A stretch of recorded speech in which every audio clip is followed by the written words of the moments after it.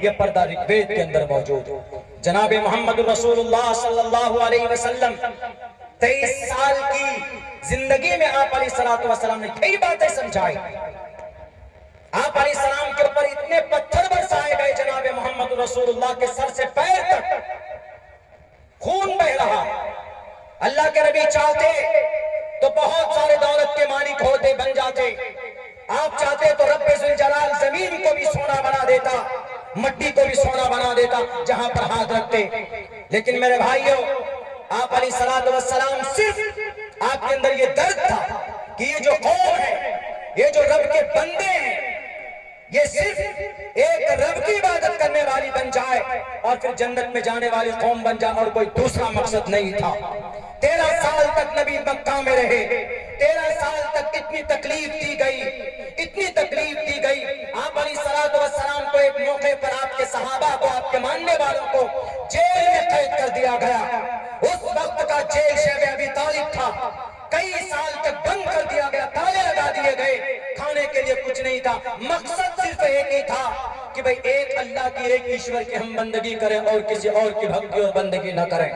جناب محمد رسول اللہ 13 سال تک تکلیفیں برداشت کرتے رہے، لیکن پھر بھی یہی درد لے کر چلتے رہے کہ لوگوں، یا ایھا الناس، یا ایھا المسلمان نہیں، یا ایھا الناس، اے انسانوں، قولوا لا الہ الا اللہ تفلحوا، لا الہ الا اللہ کہہ لو کامیاب ہو جاؤ گے۔ لا الہ الا اللہ مطلب ایکم برہم دتیہ ناستے نہنا ناستے کنچن ایکم ایوم ادویتم، ایک ہی ایشور ہے، دوسرا ایشور نہیں ہے، ایک ہی پرماتما ہے، دوسرا پرماتما نہیں ہے، ایک ہی سرو شکتیمان ہے، ایک ہی ادھیاتم مہان ہے، ایک ہی وسودھایامان ہے، اسی کو ایشور، اسی کو پرماتما، اسی کو پرم شکتیمان، اسی کو اجنما کہا جاتا ہے۔ اسی ایک ایشور کی بھکتی کر لو، اس کے سامنے سر کو جھکا لو، تمہاری زندگی کا نیا پار ہو جائے گا۔ لیکن اس وقت کے جو پرانے لوگ تھے، اس وقت جو 300 خداؤں کی عبادت کرتے تھے، انہوں نے کہا کہ اچھا نیا دین لے کر کے آیا، بڑی تکلیف دیتے تھے۔ ایک موقع پر حضرت بلال حبشی کے بارے میں شاید آپ لوگ نہیں جانتے، میرے ہندو بھائی نہیں جانتے، مسلمان کو سنتے رہتے، ایک غلام تھے، کالے کروٹے تھے، وہ صرف یہ کہتے تھے کہ میں ایک اللہ کو مانتا، یعنی ایک ایشور کو مانتا، محمد رسول اللہ کی لائی ہوئی شریعت پر اپنی جان قربان کرنے کے لیے تیار۔ ان کے جسم کو، پوری باڈی کو ریت پر لٹا کر اوپر سے بھاری پتھر کا چٹان ڈھک دیتا تھا تاکہ وہ ہلنے نہ پائے، لیکن پھر بھی وہ یہی کہتے تھے کہ ایک ایشور ہے، ایک ہی اللہ ہے، اللہ احد، اللہ احد کا نعرہ لگاتے تھے۔ صرف ایک اللہ، صرف ایک ایشور۔ بی بی سمیہ کے جسم پہ 2 ٹکڑے کر دیے گئے، پھاڑ دیا گیا تھا، لیکن انہوں نے کہا کہ ایکم برہم، انہوں نے بھی یہی کہا کہ ایک ہی اللہ ہے، انہوں نے بھی یہ کہا کہ ایک ہی ایشور ہے، انہوں نے یہ کہا لا الہ الا اللہ محمد رسول اللہ، میری جان ایشور نے دی ہے، اللہ نے دی ہے۔ اس ایک ایشور کو مان کر، ان کے بتائے ہوئی باتوں پر عمل کر کے میں اپنے آپ کو فنا کر دینا چاہتی ہوں۔ اے ابو جہل، اس وقت کا ظالم، اس وقت کا ادیوگ پتی، اس وقت کا سردار، اس امت کا فرعون ابو جہل تھا، اتنا بڑا جاہل، ان پر گوار تھا کہ اس نے اس عورت کا، بی بی سمیہ کا، ان کے دونوں ٹانگوں کو 2 مخالف سمتوں میں باندھ دیتا، اونٹوں میں باندھ دیتا، بیچ میں لٹکا دیتا، اور کہتا ہے کہ سمیہ 80 سال کی عمر کی تھی بی بی سمیہ، وہ کہتا ہے کہ سمیہ جان بچائے گی یا اپنی آستھا بچائے گی، آستھا مطلب ایمان بچائے گی۔ انہوں نے کہا کہ ابو جہل کا یہ سوال تھا، سارے لوگ دیکھ رہے ہیں کیا ہو رہا ہے، ابو جہل کا یہ سوال تھا کہ جان یا ایمان، اگر جان بچاؤ گی تو کہو جس ایشور کو ہم مانتے، جن ایشور کو ہم مانتے، جن خداؤں کو ہم مانتے ان کو مان لو، محمد کا انکار کر دو، ایک اللہ کو مت مانو۔ انہوں نے کہا، بی بی سمیہ نے کہا، 80 سال کی بوڑھی ماں، انہوں نے کہا کہ ابو جہل، یہ دنیا یہ وہ نشہ نہیں ہے جو تم سمجھ رہے ہو نا، یہ وہ نشہ نہیں ہے، تم لاکھوں جتنے تمہارے پاس ظلم کرنے کے طریقے آتے ہیں تم ظلم کر لو، لیکن یہ سمیہ ایک جان کیا، اگر ایشور، اگر اللہ میرے مرتے دم تک اگر 100 جانیں دے دے، لاکھوں جانیں دے دے، ہر جان کو ایک ایشور پر، ایک اللہ کی ذات پر قربان کرنے کے لیے تیار ہے، لیکن تمہاری شرطوں اور تمہاری باتوں کو ماننے کے لیے تیار نہیں ہے۔ بس یہ سننا تھا. 2-3 باتیں اور کہی بی بی سمیہ نے. ابو جہل کا غصہ ایک دم بالکل 420 کا پارا ایک دم ہائی وولٹیج کی طرح. انہوں نے کہا کہ اس کے جسم کے ٹکڑے کرو. دونوں اونٹوں کو 2 مخالف سمتوں میں چلا دیا جاتا ہے. بی بی سمیہ کے جسم کو چیر کر رکھ دیا گیا، لیکن ایمان کا سودا نہیں کیا. آج جو مومن کے پاس جو ایمان ہے یہ وہی ایمان. اسی لیے ہم کہتے ہیں کہ ایمان سے بڑی کوئی دولت نہیں. ایمان کا مطلب ایک اللہ کو ماننا. مرنے کے بعد دوبارہ ہمیں ایشور کے پاس جانا ہوگا، اپنے کیے کا حساب دینا ہوگا. یہ رب نے قرآن میں بیان کیا ہے.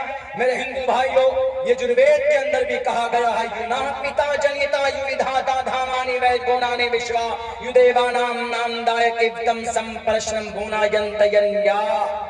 مرنے کے بعد ہر منشیہ کو ایشور کے پاس جانا ہے اور اپنے کیے کا وہاں پر مشاہدہ کرے گا. دنیا میں کیا کیا اس کو دیکھے گا کہ ہم نے کیا کیا اور اس کا جواب دینا ہوگا.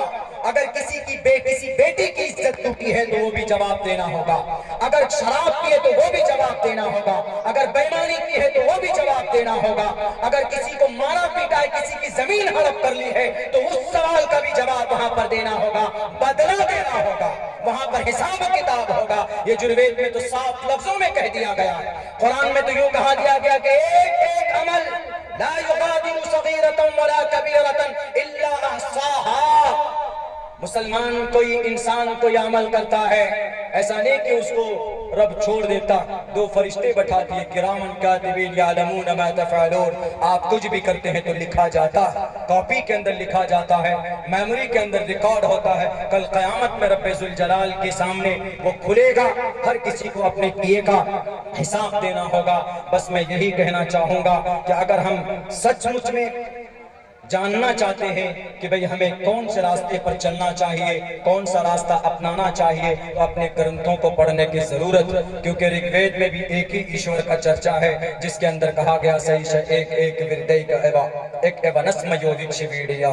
ایک ہی پرماتما ہے، ایک ہی ایشور. جب ایشور ایک تو کہا گیا تسیتے بھکتیوان سے شیاما، اے پرماتما ہم تیری ہی بھکتی کہتے ہیں. جیسے کہ قرآن میں رب نے کہا ایاکا نعبدو، اے اللہ ہم تیری ہی عبادت کرتے.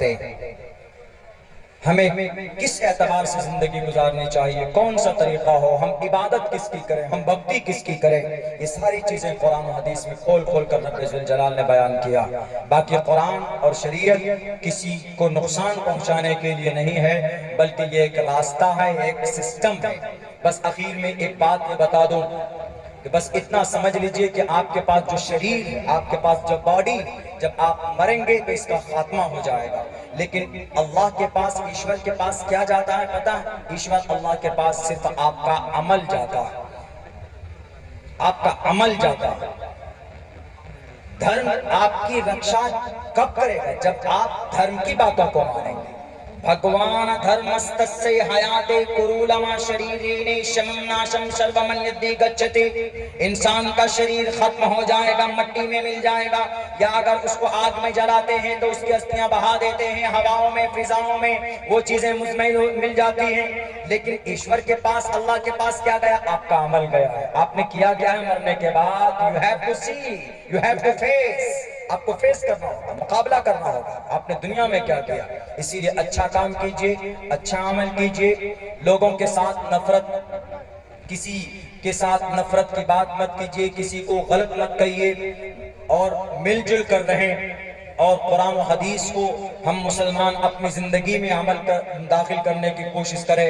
میں اپنے تمام سناتن دھرمی بھائی سے بھی کہنا چاہتا ہوں کہ ایک ہی مذہب اسلام ہے جس کی تعریف اللہ نے خود کی ہے، ان الدین عند اللہ الاسلام.